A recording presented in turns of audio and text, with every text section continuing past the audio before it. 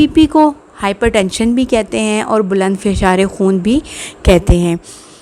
یہ ہمیں آج کل جو ہے وہ جدید دور کی جدید بیماریوں میں سے ایک بیماری ہے اور بہت بڑھتی ہوئی بیماری نظر آ رہی ہے۔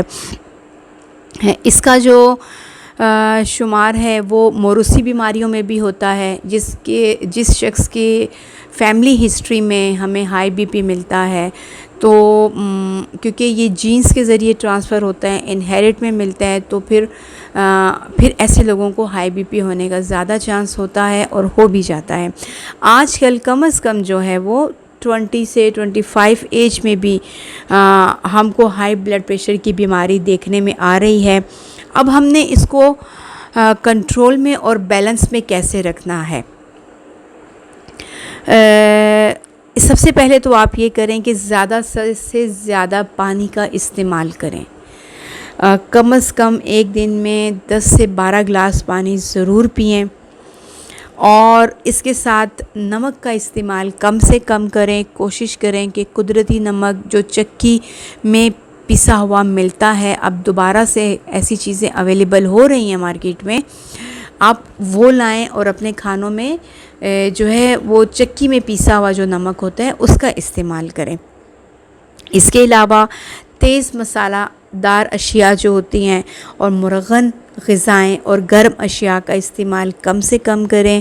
خاص طور پر جو میٹ لور لوگ ہوتے ہیں وہ بیف کی بنی ہوئی چیزیں بہت پسند کرتے ہیں، کھاتے ہیں، اور وہ ڈرائی میٹ کو زیادہ پسند کرتے ہیں، لیکن میری سجیشن ہے کہ آپ اس کا استعمال کم سے کم کریں، اور اگر کر رہے ہیں تو اس کے ساتھ آپ گرین ٹی ضرور لیں۔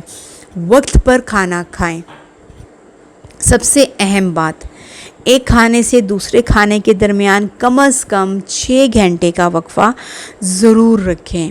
کھانا عجلت میں نہ کھائیں، کھانے کے بڑے بڑے نوالے نہ لیں، اور اس کے علاوہ بہت پیٹ بھر کر کھانا کھانے سے بھی پرہیز کریں۔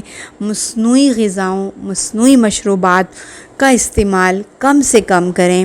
اس کے علاوہ جو قدرتی غذائیں ہیں، یعنی کہ سبزیاں ہو گئیں، فریش سلاد ہو گیا، جو سیزنل کھانے کے ساتھ جو ہے آپ ہمیشہ یہ کریں کہ سیزنل فریش سیلڈ کا استعمال بہت فائدہ مند ہے، اور اس کے علاوہ سیزنل فروٹ جو ہوتے ہیں اس کے ہوم میڈ جوسز کا استعمال کریں، اور اس کے ساتھ ساتھ جو ہے وہ گندم کے آٹے کی جو روٹی ہوتی ہے، وہ جو چکی والے گندم کے آٹے کی روٹی استعمال کریں، وہ اس سے آپ کو انرجی بھی ملے گی۔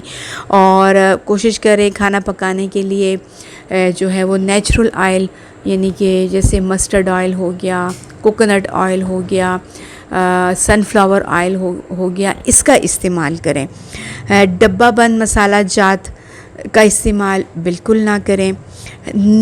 اچھی نیند لیں، نیند کو پورا کریں اور اچھی نیند لیں، اور رات کو وقت پر سوئیں اور دیر تک نہ جاگیں، اور کوشش کریں کہ صبح اٹھیں۔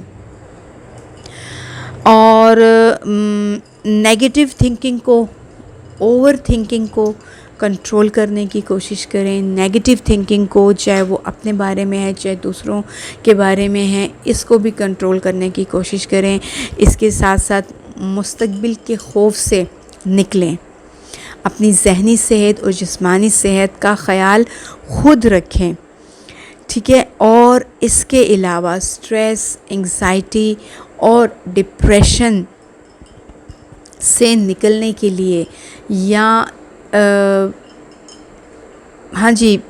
سٹریس، انگزائٹی اور ڈپریشن کم سے کم لیں، اور اس سے نکلنے کے لیے واک کریں، بریتھ تھیراپی کریں، اور میڈیٹیشن کے لیے وقت نکالیں۔